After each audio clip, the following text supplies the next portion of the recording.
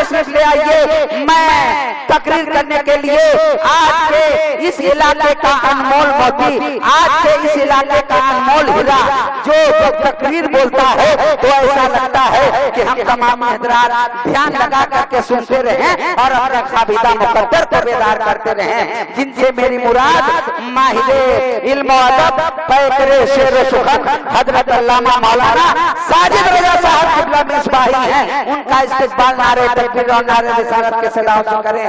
दोनों हाथों को खुदा में लगा करके नारे का जवाब दें।